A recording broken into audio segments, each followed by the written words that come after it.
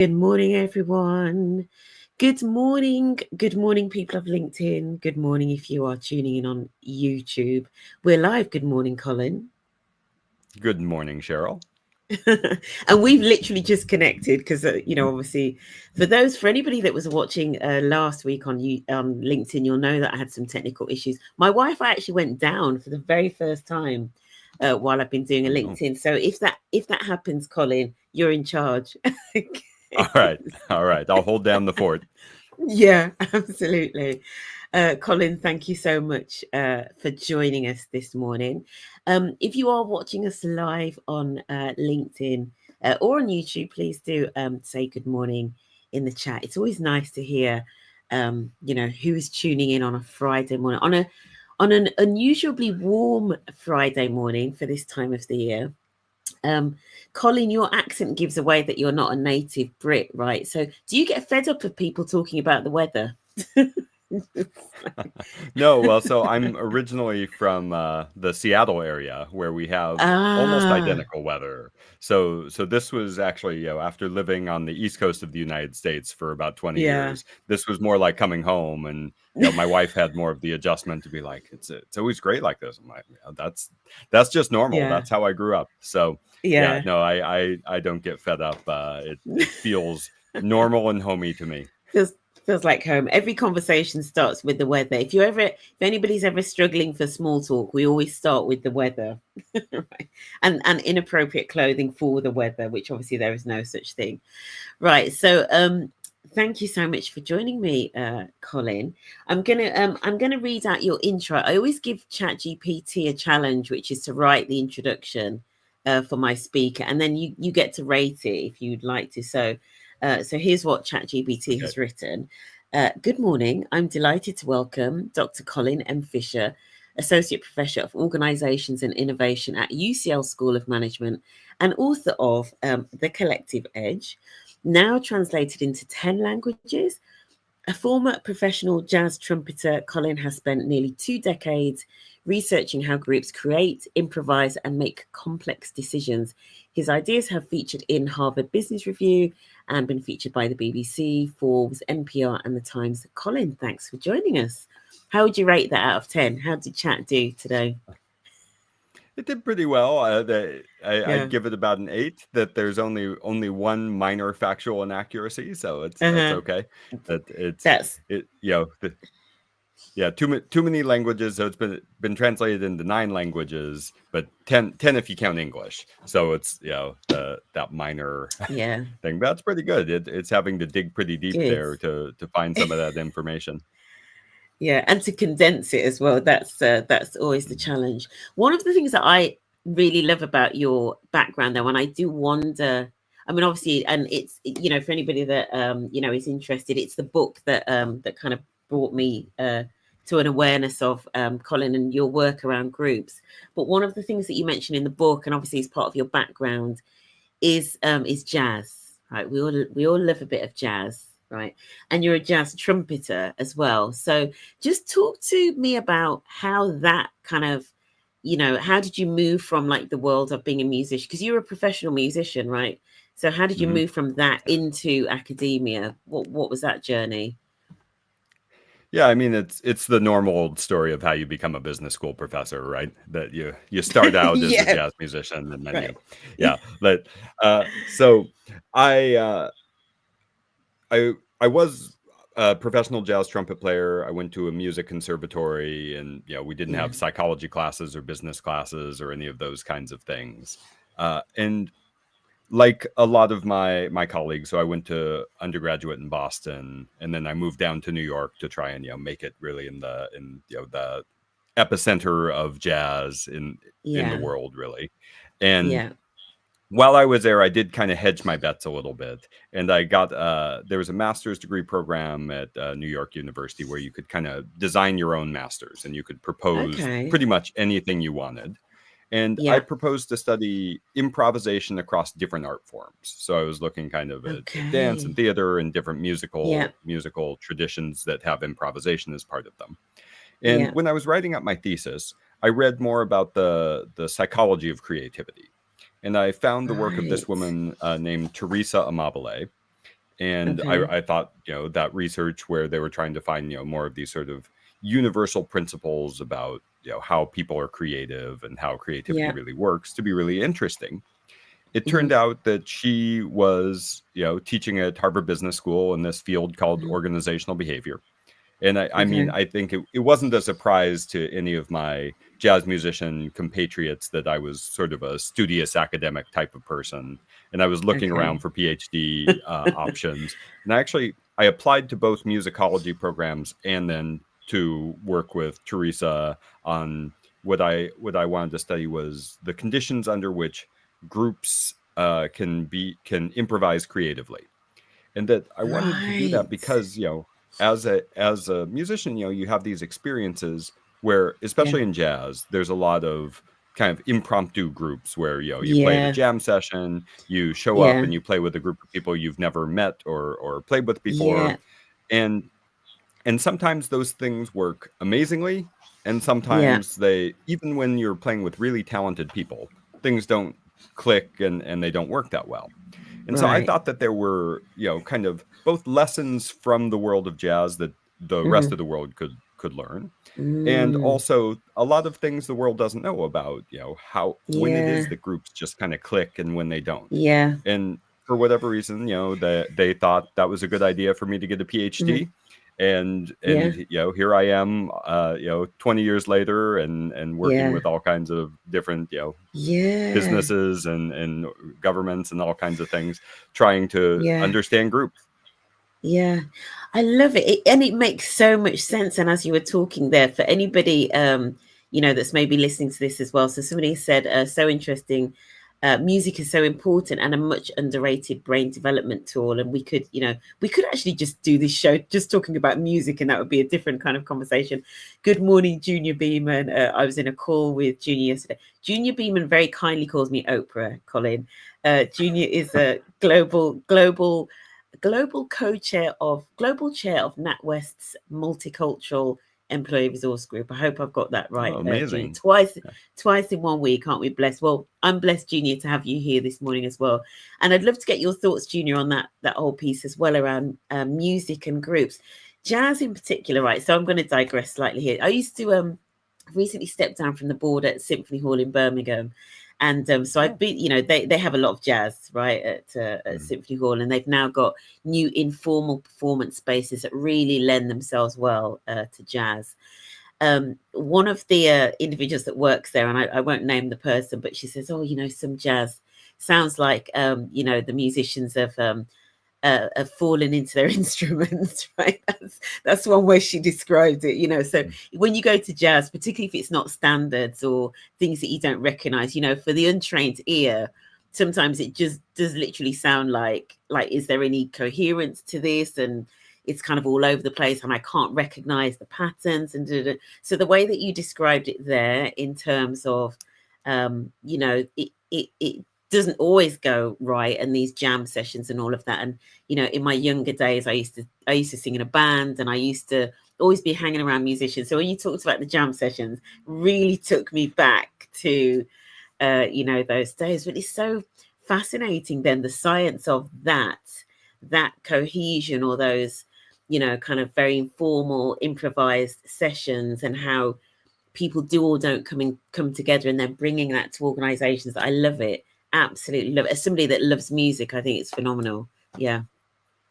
Yeah, that's great. I'm glad it evokes that for you. And I think, Yeah. if you're trying to get into listening to jazz, rather, you have to kind of follow people as they're going. The same way, Yeah. like if you're in a conversation, you have to follow someone's thoughts as, Yeah. every word and what they're saying. It'll make a lot more Right. sense if you try to stay on it and stay with the person's thinking, Yeah. than if you're trying, kind of sitting back and looking for these kind of macro patterns that Yeah. Yeah. aren't always what we're doing. I was, Yeah. I forget who said this, but there was a famous music Uh-huh. critic who said, music is just time made observable. It's us being able to observe, you know the kind of unobservable elements Yeah. of time, and that what's Yeah. different, like in composed forms of music like classical music, or like actually most rock and most popular Yeah. music, where everything's planned out, you're kind of hearing what somebody thought at a different time brought Yeah. into the current moment and kind of transposed into that.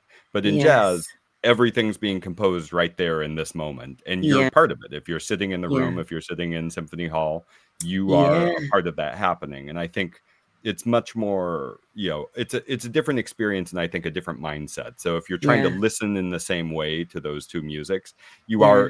I can understand why that would be confusing. Yeah. But Yeah. because it really is, it's kind of a different mode of Yeah. being with music than when you in Absolutely. any kind of improvised music Yeah. than it is in these more composed musics. I love that. I love that. And I wish I wish we were perhaps bringing in more of the music, but I'm sure it will come up as the conversation goes ahead. Good morning, Andrea. So another employee network lead. So a lot of leaders here that, look after groups, right, in organizations. Andrea looks after, I want to say it's the Pride Network, Andrea. Hopefully I don't get that wrong. Junior has said here, New Orleans is my favorite place. So I love jazz and the bands amaze me. And Colin, you've performed with literally like Grammy nominated organizations, right? So you're kind of like up there in the in the jazz world, right? And I know that you're probably going to be quite modest, Colin, so it's absolutely fine. I will blow your trumpet for you, metaphorically speaking, this morning. After listening to this, I feel like every team building event needs to start with some kind of improv band practice to aid group cohesion. That's interesting. Have you ever used that as a strategy, Colin? Have you ever brought instruments into like a session and stuff with organizations? So I use jazz as a kind of teaching tool for understanding some elements of groups, and especially what makes the kind of structure that helps groups to be creative and to be flexible and to be able to improvise. That we have a lot of advantages in jazz that we don't have in most organizations. And I think what I usually use it for isn't so much of these kind of classic sort of team building ideas, which honestly in the book I'm fairly critical of, because the research on them is not amazing in terms of how effective they are. But with what I think we can learn is really about the power of, first of all, structure and tasks, that what it takes for us to improvise, not just creatively but reliably, like that we have a kind of organizing underlying jazz that means if you've got competent professionals, even if it's not great, we're not going to fall apart. Like the performance is very, very reliable, and that's because we have a lot of common knowledge. We have very strong norms for how we're going to interact, how we're going to hand stuff off, when we're going to play together, when we're going to solo, how we're going to sort of, manage the coordination of handing off solos and different kinds of improvisation. And that, what comes along with that are roles that, are well defined, but are flexible. And a lot of this kind of, what we call minimal structures, where stuff, we've got rules, we've got things that we're supposed to do, we've got constraints, but those constraints themselves still enable a lot of flexibility. There's a lot of room within those constraints. And this is something in organizations, we often have to make that stuff up. It's not kind of given to us by the training and the culture and everything else. And that most, groups that you're in at work, we have much less kind of, these common knowledge, these routines, these norms for how we're going to behave. And so our job, if we're going to be an organization that's going to need to improvise a lot, or we're going to need to have this kind of reliable performance, is we've got to create our version of these structures if we really want to do that. And that, for the most part, I think that's a tall ask, because there were a lot of hours in the practice room for everyone who wants to be, more like a jazz band, that we don't have in a lot of organizational settings. And so I think, kind of really thinking, when do I need this? For whom? For what kind of teams am I willing to invest in creating that? And for what kind of teams is that kind of coordination, not the kind of coordination that we're going to really want to do? And let's talk about, let's almost like start with, and this book, I tell you what, this is going to be like one of my new recommendations going forward. Anybody that knows me, because I'm slightly obsessed by books, knows that I sometimes have these seasons where I've got a book where I'm like, I'm recommending that everybody, particularly if you're a leader, that you read this book. This is going to become that book, so you're going to see it.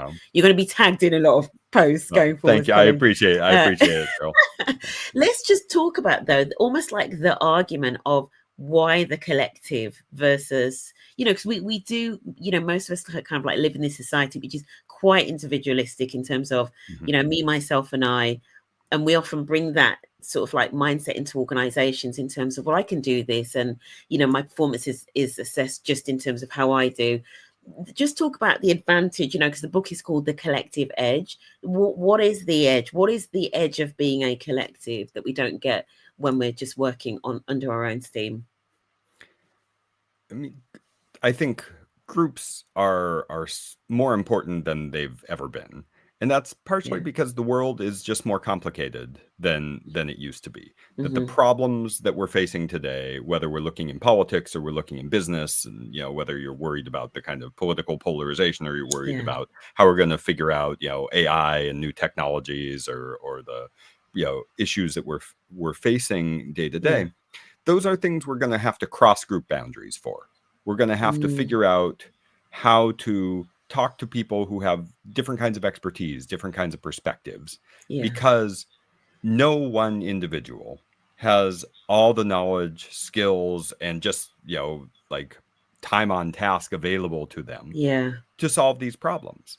And it's inevitable that we're going to need groups. And I use a Margaret Mead quote that, because I'm a little brain foggy here, I'm going to butcher if I try and quote it exactly. But the basic idea is, that only a small committed group of people can change the world. Indeed, it's the only thing that ever has. And I mean, I think that's true now more than ever, where when you really want to see real change, whether that's in your home, in your organization, or in the world, you're going to have to get that small committed group of people together. And you're going to have to get them functioning effectively.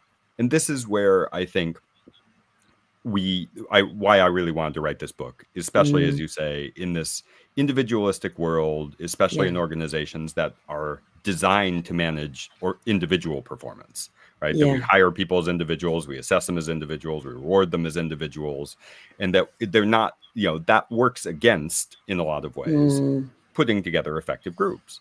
And so we need this sort of push to think, first of all, pay attention to groups at all. That I think so often we talk about them when they're problems, that like a lot of times if I say, group dynamics, people think things like polarization, they think things like groupthink, and they think all these kind of bad things that groups can bring to the world.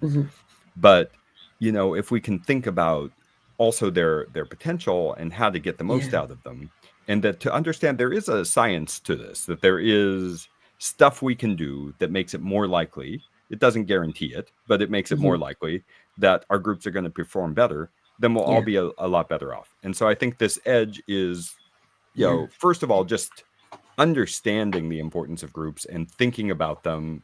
And like, I have the analogy of, it's like a pair of glasses, a lot like yours. I don't have mine here. They're actually drawn after my pair of glasses in the book.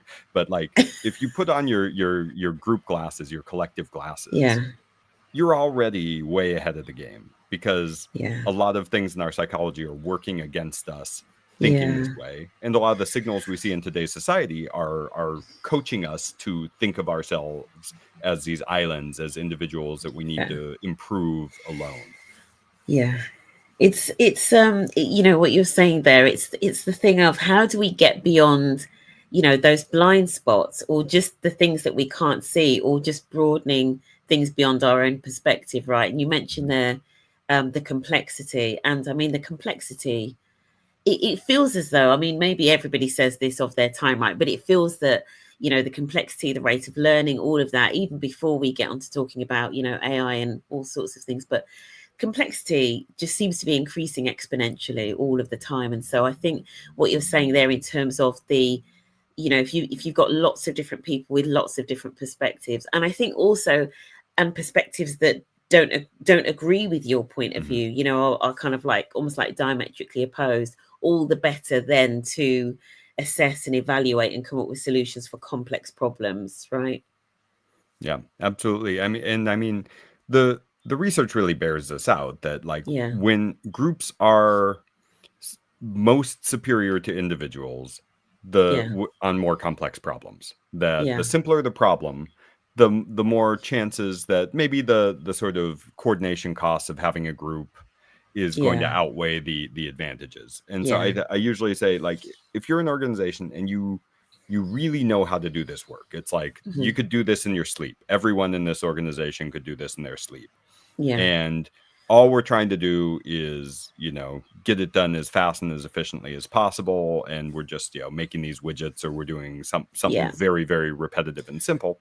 Then, maybe you don't need to have a group-based system for doing that work.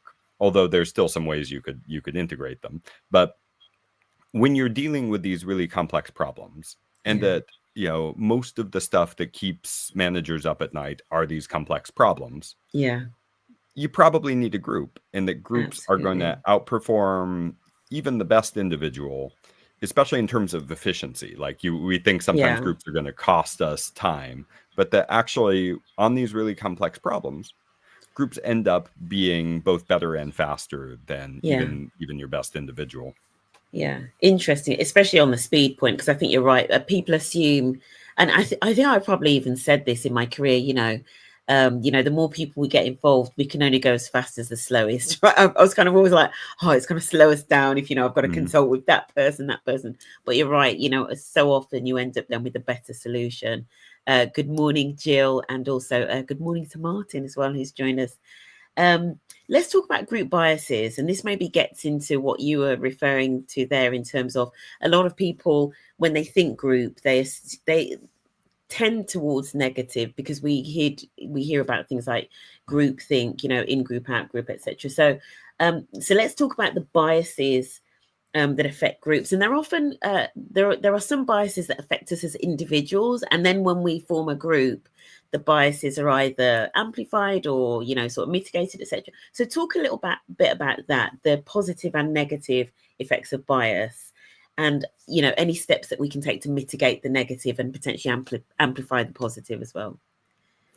I mean, bias and groups are intertwined at this very basic level, that like when we identify with any other person, whether it's in our family, it's in our company, it's in our nation, that when part of our identity is sewn up in a group, we're going to think more positively about that group, other people in that group, and that when we perceive people as out groups or not part of our group, and especially if we feel some kind of conflict or rivalry with that other group, we're going to think worse of them. And that the kind of classic social psychology tells us that it doesn't take much for us to categorize each other, for us to sort each other into groups, that is something our brain is always doing, and that it makes some evolutionary sense if you're in these kind of lawless hunter-gatherer societies where you're confronting strangers and you have to figure out if that stranger is a threat or not. That our brain really wants to figure that out because it's costly if you're wrong. But today, that's not the way we live anymore. And so this kind of tendency to automatically categorize people into groups as part of our in-group or part of our out-group ends up getting in our way more often than it's helpful for us today. And I think in a way it's at the seed of most of the worst problems that are going on in the world. That if you kind of can trace back every atrocity that has been committed in history, or every war, you're going to find this psychological tendency at its root.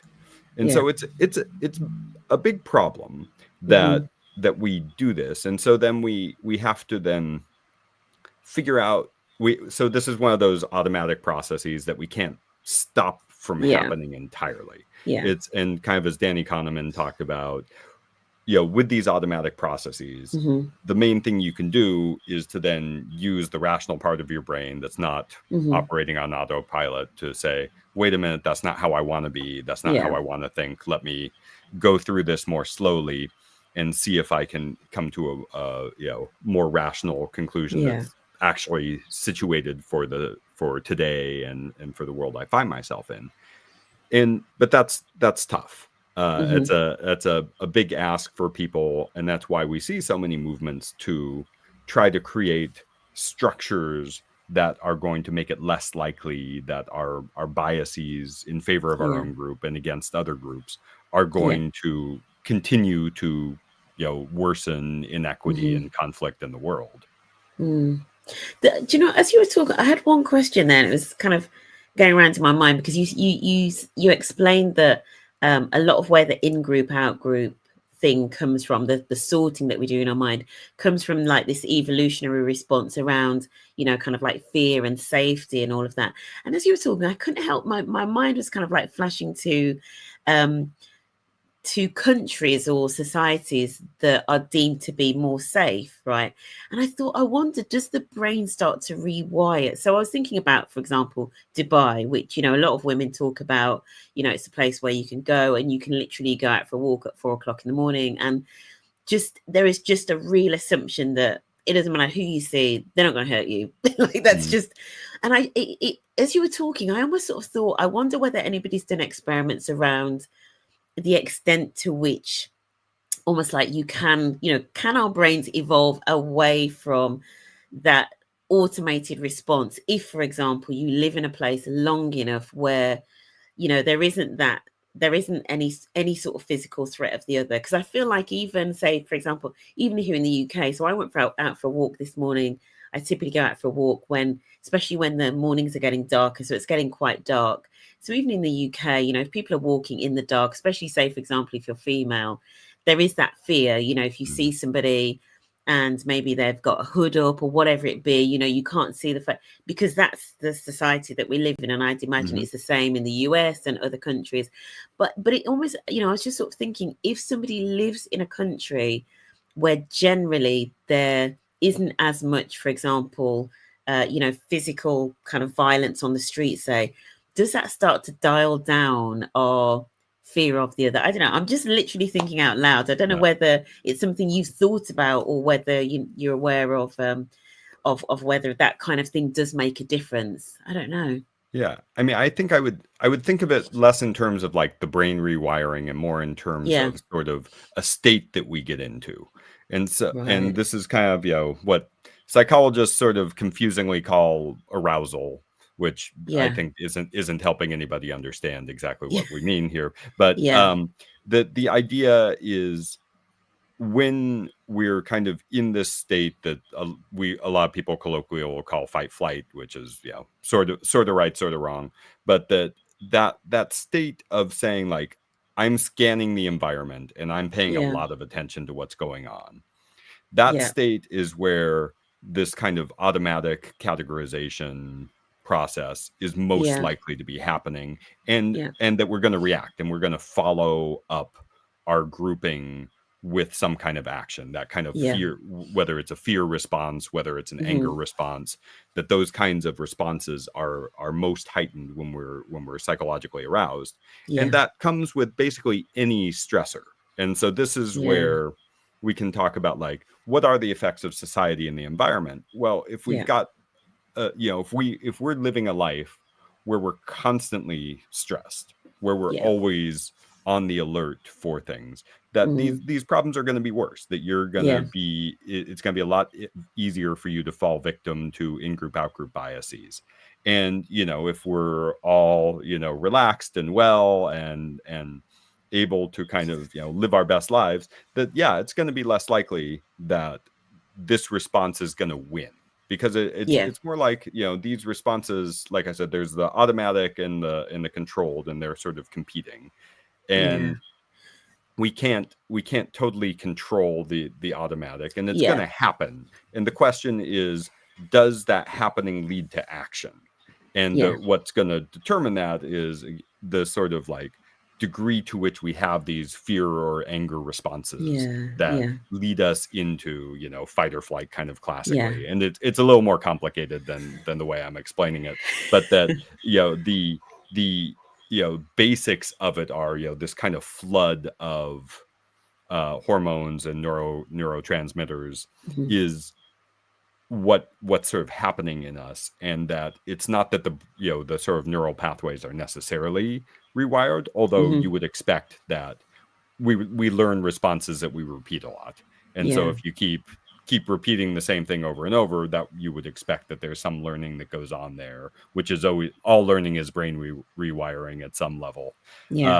So that there's a little bit of that, but I don't think, you know, you would, like, you know, if you were, I don't want to advertise research that's dissecting brains or anything, but like if we were looking in brains, I don't think we're going to see different like kinds of brain mass or anything like that.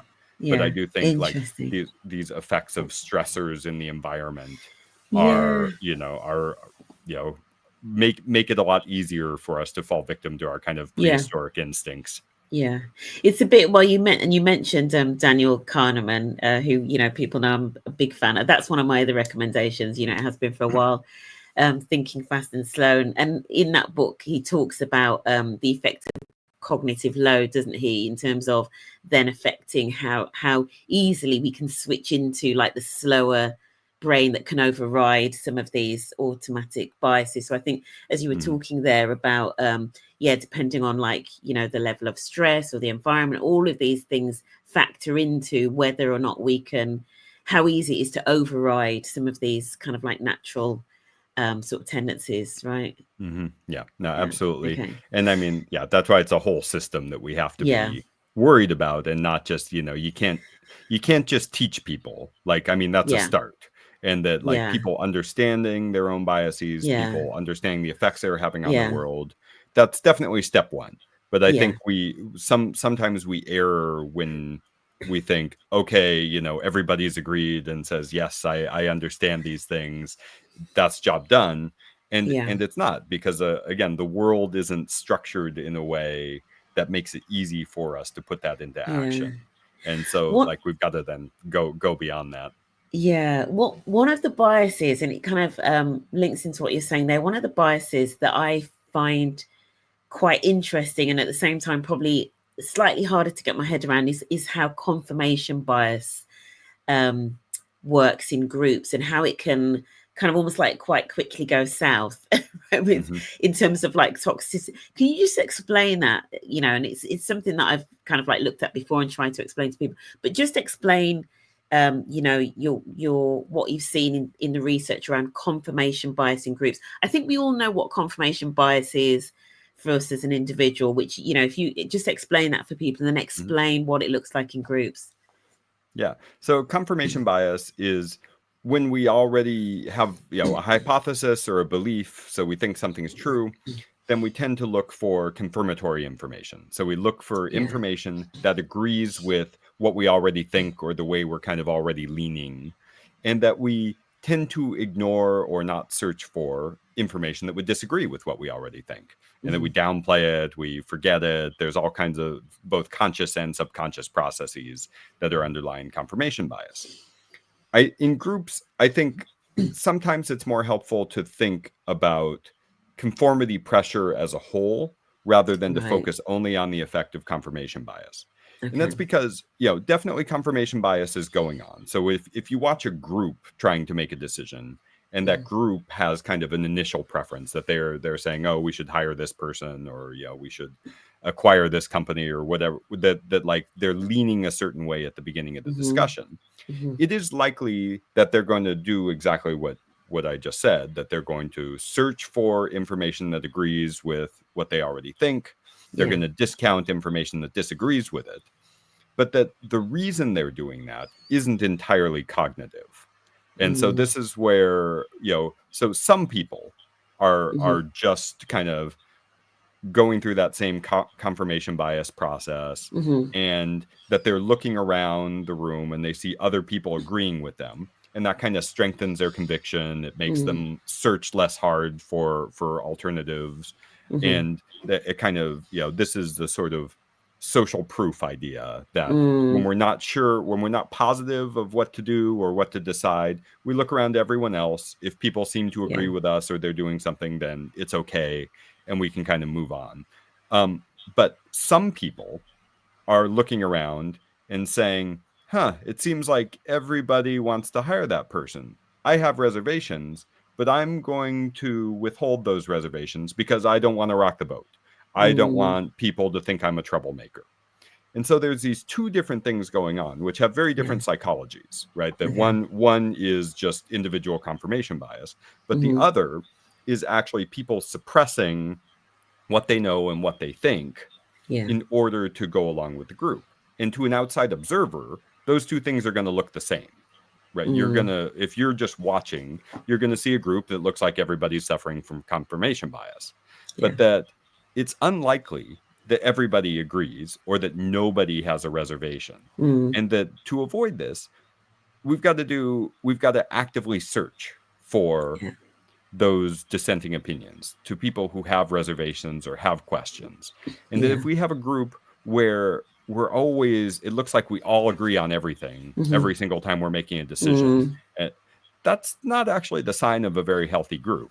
That yeah. we want to have, it's like people should disagree, people should be Yeah. asking challenging questions and offering suggestions, and that's such an important part of groups fighting conformity pressure, that they're Yeah. actively searching for this, because again, it's not our psychology in these two different ways. It's not our psychology because of Yeah. confirmation bias.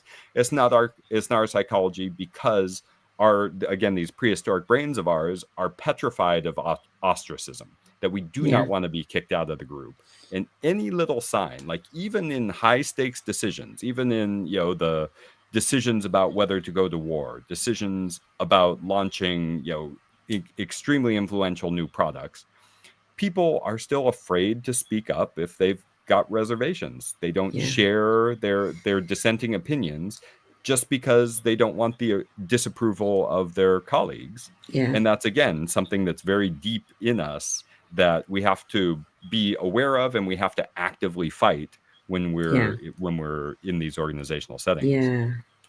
It's a really tricky one. I was literally, as you were talking, I was thinking about a call that I ran yesterday, and I thought, what did I do to encourage dissenting views? And I couldn't think of anything. So what it just on that point, particularly in practical ways, how can people encourage in a healthy way within groups dissenting views? And while you're thinking of the answer, I'm reminded of, I was doing a session with a group of leaders, and it was a founder-led business, and there were about 12 people saying the leadership team, and I'd already been given the nod that the founder was very, almost like quite sort of dictatorial. And so I posed the question to the group, and I said, um, are you comfortable that people can say what they think and challenge you as founder and CEO? And he sort of said, of course they can. And he literally turned to me and said, you guys feel comfortable to challenge me, don't you? And I thought, okay, I'm not sure that was necessarily the best way to do it. So just on a real practical level, what is it that maybe individuals that are running either group meetings or team meetings can do to kind of like get dissenting ideas and divergent thinking out, where people are potentially don't feel comfortable to share it? And as you say, it's not in our nature to be the odd one out. So or as Martin said, to be viewed as a troublemaker. So what can we do practically to make sure that different views are heard in groups? So if you are, the leader, you're somebody who already feels comfortable speaking up, the first thing is to say that, to Yeah. say, hey, we need to make sure that we're considering all the different viewpoints here. This is a really important decision. Let's make sure that if you've got a question about it, that we answer those questions, we hear those questions. If you've Yeah. got some information that might suggest that we're leaning the wrong way, we don't just want you to speak up, we need you to speak up. That's why Yeah. we're all here in the group. Because if we're just going to decide what we all thought we were going to decide before we walked in the room, why are we meeting? Let's just Yeah. vote if you want to run things that way. So I mean, like in some ways, the point of any group decision making meeting is to Yeah. surface these views, and that even if you know, we end up coming to the same decision that we would have, you know, 4 times out of 5 or whatever it Yeah. is, if we had just voted at the beginning. This is insurance. This is insurance against you being the government that made the wrong call about going to war, or, you know, a big natural disaster, and you know, didn't send the right aid when you should have, or that you're, you know, Coke back in the 1980s launching new Coke, and you've got people in the room who knew that was a bad idea, and they're not speaking up. And so it's insurance against these really catastrophic mistakes. And that just like, you know, when you buy, you know, life insurance or car insurance, that doesn't mean that, you know, you're using it any more than 1 out of every, you know, 100, 1,000 times. It's still worth having. And that these kind of decision-making processes where we're saying this to the group and we're reminding everybody, this is why we're here. This is why we do this. And then, so that's step 1, is saying, this is important. We really want this. It needs to happen. And you've got to mean it, because we're very good at detecting in one another when we're being honest and being authentic, and people can detect if you're just saying it to say it. So you know, it's best if you really understand it and you believe it, and then you're communicating that to everybody. But then the second thing is you're actively searching for it. So when it seems like we have consensus, say like, all right, I'm hearing a lot of people supporting, you know, hiring this person. You know, what reservations do you have about this? What, you know, what are we missing? What pieces of information are there? And I think these kind of, you know, questions are the superpower, but these questions that aren't, does anybody have any questions? Does anybody have any reservations? Those phrasings don't work quite as well as operating on the assumption that we do have some other problems. Say, you know, what, just starting the question with what, and then again, to underscore why we're doing this. And I think this gets to the really important concept that I hope people have run into before, which is psychological safety. And what Amy Edmondson, who's, you know, one of my mentors and at Harvard, who has done fabulous research on the importance of creating a climate where people feel it's okay to ask questions. It's okay to speak up with these dissenting views, and that it takes so little to kill this environment of psychological safety. It just takes a leader chastising somebody for asking a dumb question or disagreeing once. And because we have a negativity bias, that we remember these negative events much more strongly than we remember positive events, that they stick with people, we're afraid of ostracism, and that we're going to very quickly not have people sharing what they think and what they know. And then again, that's why are we meeting if not for people to share what they think and what they know. So it's so important for leaders to be doing this active search, for really to be conscious of the climate that is being created in the group, that it's okay to do this. And that, you know, if like your leader, who is known as being a dictator, saying like, oh, everyone feels comfortable, right? If you have to ask that question, you've already done it wrong, because the evidence that people feel comfortable is that they're doing it. And if they're not doing it, then you already know they're not comfortable. That like there's no question. If you have to ask, it's like, oh, is everyone comfortable? Then something's amiss, and that you're probably not doing what you need to do to create that climate.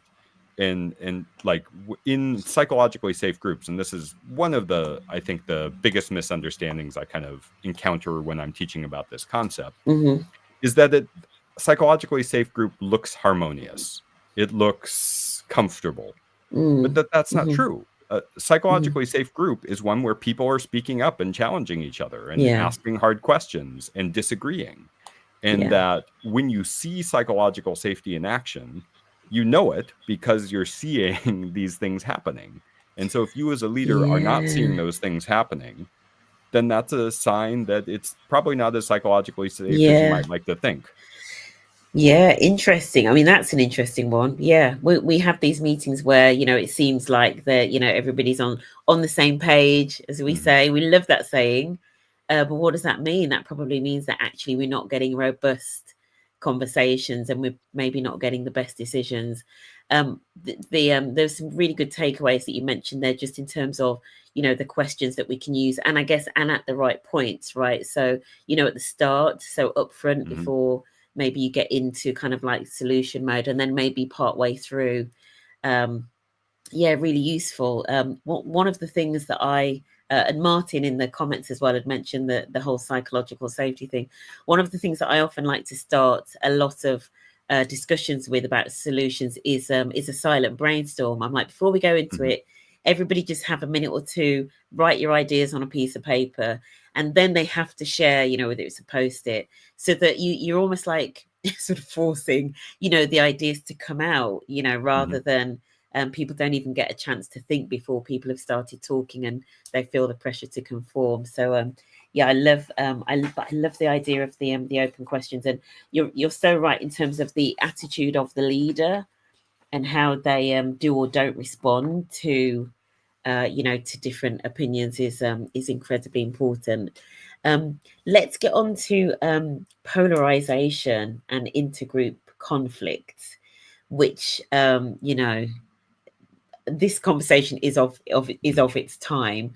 What do you think has caused these kind of like record levels of well, apparent record levels of polarization and intergroup conflict? And is there anything we can do to reduce it?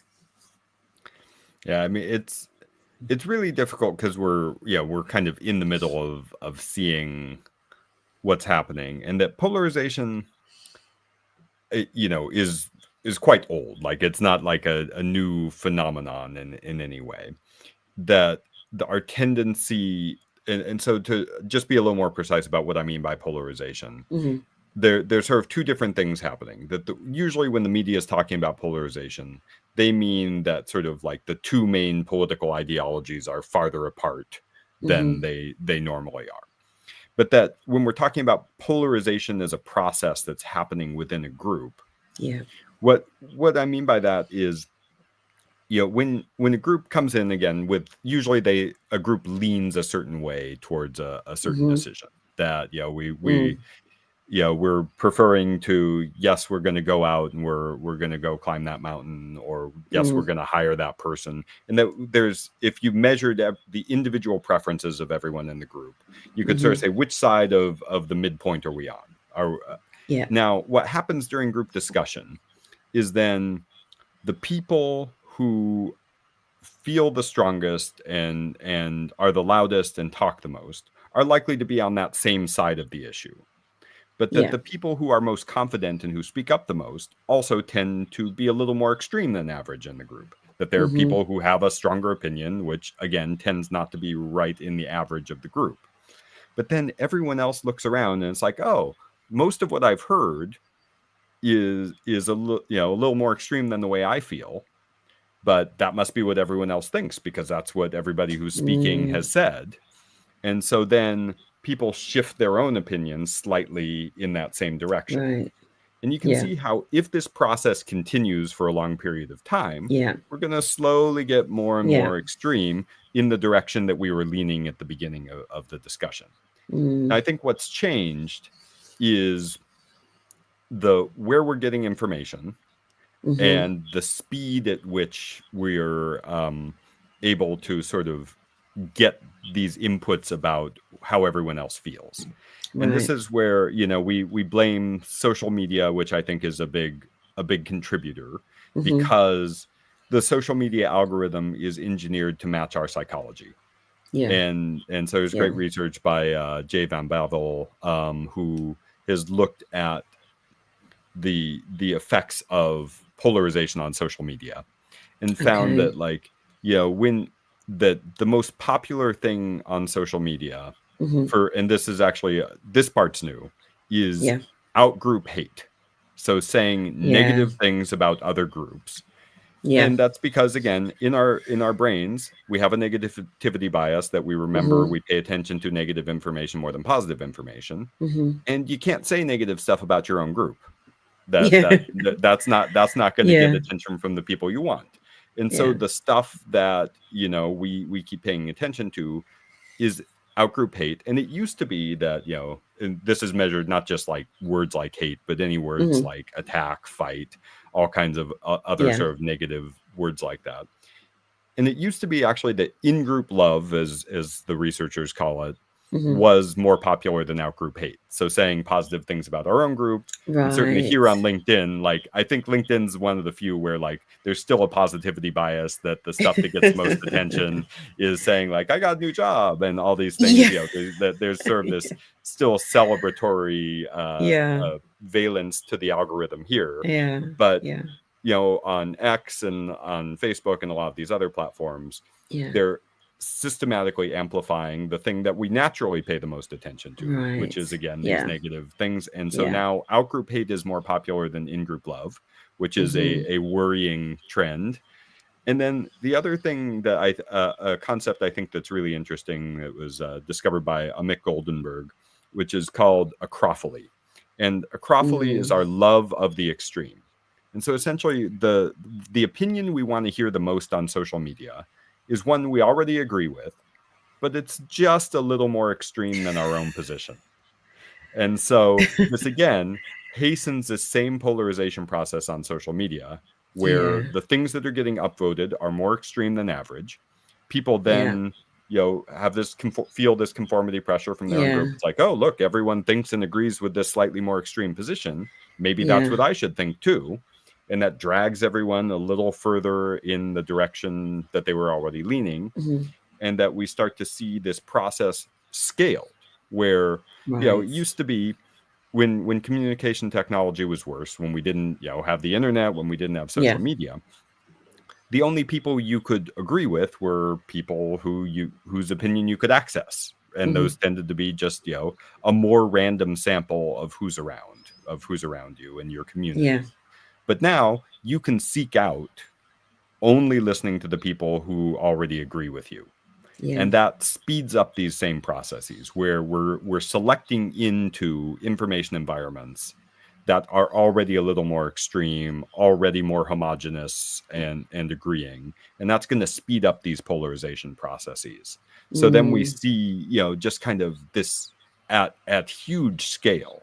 Where, you know, we can organize these huge marches that, you know, maybe a while back we would have thought were quite extreme, and that there couldn't possibly be this many people who agree with this position, and yet, you know, everyone's able to find each other. And that's been, you know, there have been some instances where, you know, the kind of social organizing component of social media has been positive, and you know, that we've seen good things come out of it, but it's, you know, naturally going to be a little more biased towards outgroup hate. And so on average, the chances that you get a whole bunch of people who are outraged and angry at some other group organized through social media are higher than the chances you're going to find a group that's sort of organized around a more positive ideal.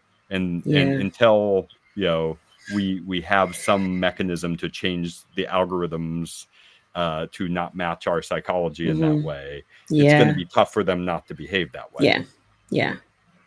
And capitalism, right? It's kind of like, because, you know, as some people say, you know, when it comes to social media, we are the product, right?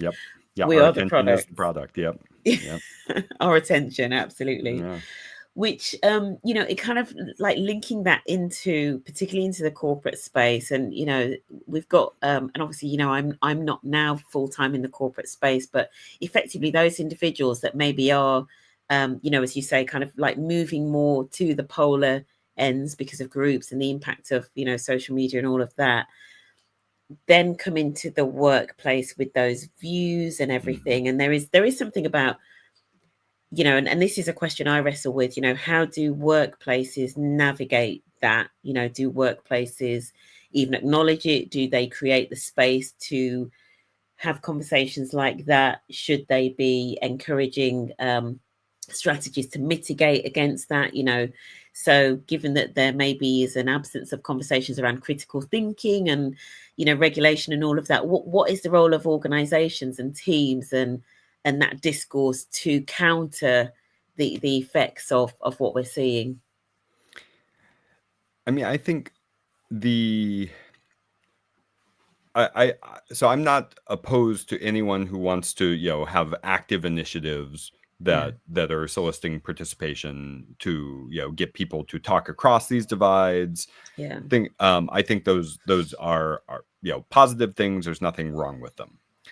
But just like I was sort of saying, education isn't enough to motivate real change. Those can't be the end of the story, and that I think the lessons that I think we can take more from the research on work teams are that the power of working with a group of people and feeling that you're successful has a lot of sort of effects about the way we make sense of the people that we worked with. And so if what we're doing is we're putting together diverse teams, we're putting together people not just because they want to work together and not because they're all coming from the same perspective, but we're putting people together with different perspectives. We're putting them in positions to succeed and accomplish things in the organization. That's going to have some effects of counteracting what we're doing, because honestly, the workplace is one of the few places where, although even organizations are increasingly politically polarized, it's still not as much as a lot of other situations in public life. So I think that's one thing. But I'm honestly, considering what I study, you would think I'd be more optimistic about the capacity of organizations to kind of self-regulate on this. But because of kind of capitalism, I'm not that I'm not that optimistic about putting this onto organizations. So organizations that feel like they want to do this, that they're seeing real problems in their own space that they need to address. Absolutely, I think you should be addressing those. But that if we're saying like, oh, the government's not doing this, now we should put this off onto the private sector, I think that's always a dangerous hope, because that when things get tough, corporations need to continue to defend their own existence, and that's gonna sometimes come at the expense of other kinds of values that they might hold or hope to put into practice. But I think it's essential, and that if it's in the bones of your organization to be inclusive and trying to incorporate diverse perspectives, opinions, backgrounds into your organization, then there's a lot of good stuff that's going to happen naturally.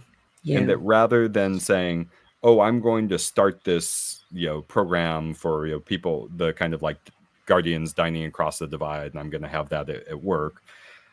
I would rather you put more energy into looking at your hiring practices, at looking at your socialization practices, and trying to get your organization functioning in such a way that you have these diverse views in the organization in the first place, and that you're creating an environment where they can collaborate.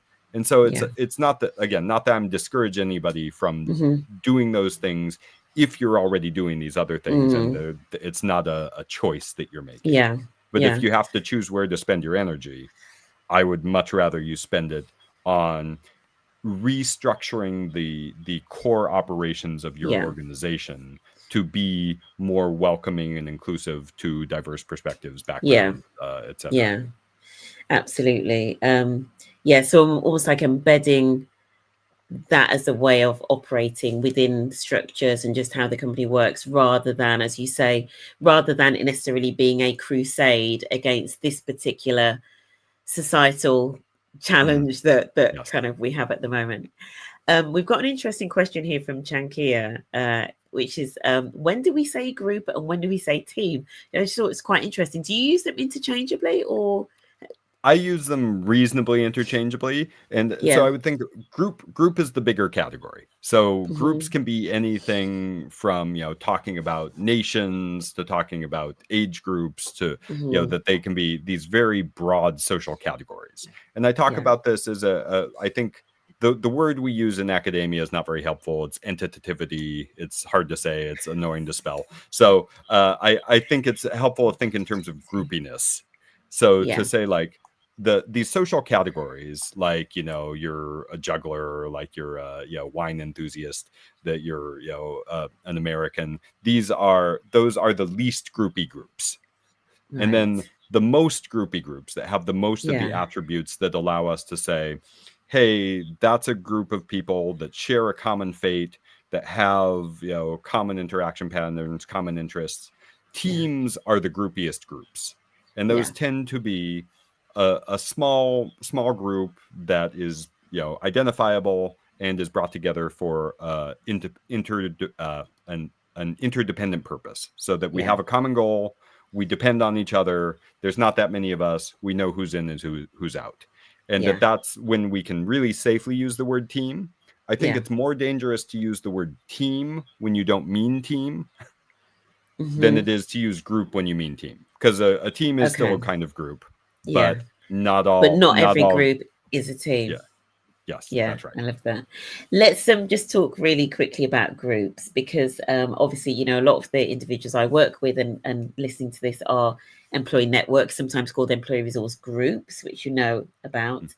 And they kind of come out of that era. I mean, obviously they came out of the civil rights movement, but they come out of that era of kind of classifying people into groups, or putting labels on, and with good reason. It's obviously equalities, and making sure that there's not discrimination and equal opportunity, etc.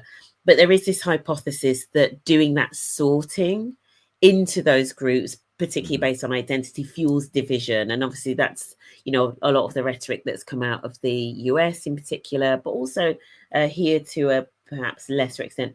What are your thoughts on it, and how do we make sure that that the groups and that kind of groupiness and that sorting, particularly within organizations, doesn't exacerbate some of the things that you've been talking about, the out-group hate, the lack of trust, lack of cohesion, etc. Just give me your thoughts on that. Yeah, I mean, it's a tough question, because Mm, we, our identities, our self-concepts are built mm, on a lot of these labels that yeah, we, when we, it's hard enough to ask somebody to kind of make sense of themselves in this world, and to say like, oh, you can't use these labels and social categories to help you understand yourself. I yeah, think that's unrealistic, and that we're, that they serve a really important function for individuals in understanding yeah, themselves. yeah. They also, as you were saying, can serve an important function in raising awareness of groups of people who are marginalized, who are not Mm-hmm, treated well in other parts of society, or otherwise overlooked, and mm-hmm, given outsiders a way to understand that this is a group of people that has some shared problem, commonality, goals, whatever they may be. yeah, But these labels also carry with them some danger, yeah, because if these in-group out-group biases are really, really strong, and as soon as you yeah, give people the opportunity to say like, oh, that's an other, that's not us yeah, anymore, that the chances are that what's going to happen is, one, they're going to think less of that other group than they would of their own. mm, mm-hmm, And but the real problem is that when we perceive somebody as when we perceive an outgroup, we perceive that outgroup as being more homogenous than our own group, and mm-hmm, that we struggle to individuate people within outgroups. mm, And that I think when people talk about the kind of harms that come from this kind of categorization and labeling, that one of them is just a simple in-group out-group bias, that we're mm-hmm, giving that another chance to rear its ugly head. But yeah, that the other part is, it has this smoothing effect on mm, the other people's perception of people within that category, yeah, and that we're not going to sort of see the variation in there as well, and that we're making it actually harder for outsiders to perceive that, just again because of the way our Yeah. brains work. And I think the trick here is, one, that we're only using, when we're using these labels as a shorthand, that we are doing it very, very purposefully, that we're doing it when our aims are these aims like, you know, helping people to understand their own identity in themselves. We're doing it with the aim of raising awareness of, you know, an underappreciated group of people who's not being treated the way they should be treated. Those are positive ways to do it. But when you're talking about other groups using these labels, and I was just on a podcast yesterday with somebody whose politics I did not really agree with, and I listened to some of his other podcasts, and he's, you know, talking about the woke left, and, you know, it's like, as soon as you use that label, like, that's using the label in order to other people, in order to have this homogenizing effect on a wide range of beliefs and people and things like that. So even with people I don't agree with, I try not to refer to, you know, I'm not going to use the MAGA right or something in some kind of speaking engagement, because that's going to have the opposite effect of bringing us together. That as soon as somebody is othering their outgroup using these labels, they're going to start to run into problems. So I don't think we can avoid the labels, and nor do I think we should, but it's, what do we do with them? Who's using them and for what purpose?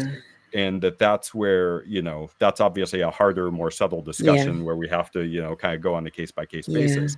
But as a rule of thumb, for outgroups, you know, I don't use the category labels unless it is for this kind of, you know, raising awareness purpose and a kind of positive pro-social purpose. But if I'm going to denigrate, if I'm saying something negative about a group, I'm not going to use the label. I'll find another way to say the same thing. That's so interesting. You know, as you said that, I thought, gosh, I thought, gosh, let me think back to all of the times, when I've, like, you know, negatively referred to, you know, people on maybe a certain side of the political spectrum or whatever. But, and you're absolutely right. And I think there is a responsibility for, you know, particularly on this call, you know, we've got a lot of leaders of these employee resource groups. There is a responsibility to not perpetuate that out-group hate, right? Effectively, to not denigrate those others, especially if at the end of the day, you know, going back to what we were saying about having diverse perspectives to look at complex solutions, you know, if we want to kind of continue to be open to that, you can't denigrate the other, because we're just falling into the same trap that we're accusing other people of being in, right? Just a comment here that Martin's got, and then we're going to go on to what is key to effective groups. So Martin has put here. So Martin, I think, chairs neurodiversity ERG, but it sounds like you also chair allies as well, maybe, Martin. So having an open doors policy and treating others with fairness and respect. And even, you know, as Colin was saying, even towards the out groups, you've really got me thinking there, Colin, in terms of what that looks like. I mean, one of the things that I really love about the book in particular is that you get onto structure and how groups can work most effectively, especially potentially if things are broken down. I had a call yesterday with some LGBTQ plus leads and some gender network leads, and we were talking about solutions around, you know, trans inclusion at work, trans inclusive facilities, etc.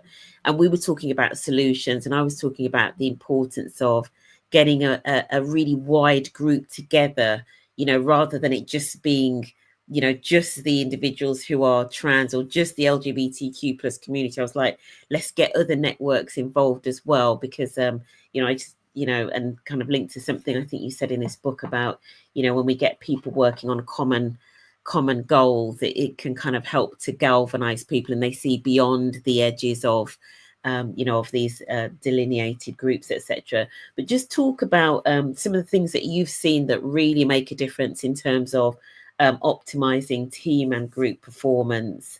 I found it interesting. You talked about the difference between coaching and structure, which I thought was fascinating. But yeah, just talk about these effective groups, and maybe, you know, I've also mentioned whether it's worth talking about the fact that a lot of organizations have individual performance reviews. So how do we put that lens more on, you know, team performance as opposed to the individual? Yeah, it's I think the difference between coaching and structure is, I think, one of the most important things to understand if you're in the business of managing and leading groups. In the when you give people a choice, so there's a great study where, you know, there was an experiment where you give people these kind of vignettes of struggling teams and say, hey, what do you want to change? Do you want to like intervene in the process and help coach this group, or do you want to go back and do you want to change the structure of the group? And that, I think it was 84% of people wanted to coach and intervene in process, and only about 6% wanted to change the structure. And there were some other options too, obviously. But the research suggests that that's exactly the opposite of how we should be spending our time and attention, because so my mentors Ruth Wagaman and Richard Hackman came up with what they call the 60-30-10 rule, which and that means 60% of group performance is determined by the structure, and that most of that structure is determined before the group ever meets. And those are things like, what goal is the group given, who's in the group, what tasks are they going to do, and then 30% of group performance is determined right in that first meeting, because how we start out is so powerful in shaping the norms of the group, in getting people motivated, in getting people sort of committed and bought into what this group is going to be, and that those perceptions are surprisingly sticky, that it's hard to change people's kind of first impression of what a group's going to be and how they're going to act. And then only about 10% of group performance is shaped by coaching. And yet, you know, when we compare that to this study, that's almost the exact opposite of, you know, the way people want to help groups that are ongoing. So structure is really important, because coaching just can't, you know, overpower structure. That like you can help a group that's already well structured, and you can help them quite a lot. But if a group's poorly structured, your ability to coach yourself out of that is really, really limited. And likewise, you know, when you see especially leaders who are offering poor quality coaching, who are micromanaging, who are abusive, the teams that suffer from that are the poorly structured teams. And actually well-structured teams, you know, they're hurt a teeny bit by you know, kind of poor leader behavior, bad quality coaching, but they're not hurt all that much. And so this really shows why getting structure right is so important. That if you don't get structure right, and then you spend all your time, you know, trying to, you know, manage the interpersonal dynamics, or you know, monitoring the team and trying to encourage them to work harder, get people bought in, it's hard. And so these elements that I want people to pay attention to are: who's on the team in the first place?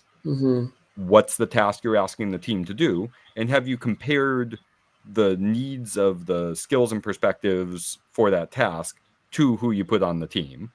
Or did you just pick whoever's available, or you know, compose the team based on political considerations and then you know, what's the goal? So I can't remember if I said task or goal. I'm sorry, I'm a little so that we want to both, you know, that we need to have a goal that people understand similarly and that they think is important. And then we need to have these social norms that promote good communication and psychological safety that we talked about a fair amount earlier. And that's really what I mean by a well-structured team. And it's so interesting because, you know, and I know for a lot of people that are listening, and we're gonna wrap up with the one thing that people can do for better teams and groups. But I know sometimes employee resource groups, you know, sometimes they do struggle in terms of, you know, how they work and whether they're working. And often these are roles, well, more often than not, people are doing this, you know, side of desk aside from their day job. But it's interesting, that 60-30-10. So 60% of it, so if you are leading an employee network or a group or a team, and things, the team isn't effective, 60% is look at the structure. Have you got the right people with the right skills? Are they clear about the goal, etc.? Are there clear roles as well? And then 30% you said, which I thought was really interesting actually, how the work is kicked off, the initiation, that kickoff, how the tone is set, being so important. I'm thinking back to some big projects and programs I was on, and thinking back to what did that initiation look like? Did we set ourselves up for success or failure? And then that final element of kind of like coaching, etc. Yeah, some really interesting and useful things for people to think about. If I were to ask you to just leave people with one tip, which I know must be quite difficult when you've written such an in-depth book, and you've really gone into detail, and I only got the hard copy because I actually listened to the audio book. So I had your voice in my head for, I don't know, a good few hours. Yeah. But I got the hard copy because sometimes when I really like a book, I know that I'm going to want to be able to dip into it physically and refer to it. So for me, this has become like a reference book. So if people, please do check out the book. But if you were to leave people with literally one tip or one piece of advice in terms of getting the best out of their groups, what would it be? Yeah. Besides, it can't be read the book, right? I can say that. Yeah. So so I think at the biggest level, like if all you do is think at the group level, to think not about what's going to improve me as an individual, what's going to improve these individuals who I'm managing or I'm collaborating with, but I'm going to think about creating a good group. That I think that we're a lot of the stuff about common goals and tasks and matching skills, they're not that hard once you're paying attention. And the problem is just that our psychology, our culture, our organization is directing our attention elsewhere. And so we're kind of neglecting the groups that are in our charge. So the biggest thing is think at the group level and adopt this collective perspective that I talk about a lot in the book, which is like a pair of glasses where you start looking around and it's like you're going to see groups everywhere. You're going to see group dynamics everywhere. And that once you're paying attention to them and you realize that's what I'm managing. I'm not managing like individual. I'm trying to create these positive group dynamics that then start to manage themselves. Now I think everyone will be able to do a lot better once they're looking at the world that way. Look at it through a different lens. Look at it as though it's a jazz band. Right? Yeah, exactly. Right. Which is where we started. Colin, if people want to find out more about your work or connect with you, where's the best place? Where can they find more about this? So certainly, if you're already here on LinkedIn, I'm pretty active. It's a good place to follow along. But you can find out about me, the book, my newsletter on colinmfisher.com, and that'll direct you to this. So I have a newsletter I write regularly, and of course, I hope you guys all pick up the book and let me know. Write reviews on Amazon. That's what we need at this stage. Of course, yes. I'm still to do that because as well, you go into organizations and help kind of optimize team and group performance, right? That we do that as well. Perfect. Okay, well, Colin, thank you so much for joining me. We've gone over slightly. I kind of knew that I might do because it's just such a fascinating topic. And thank you everybody who has joined us live, especially if you've stayed with us for all 1 hour 18 minutes on a Friday morning, or if you're watching on the replay. Thank you so much, Colin. Thank you. It's been a pleasure. Thanks so much, Cheryl. Thanks so much for having me. You're welcome. All right. Take care, everyone. Have a great weekend.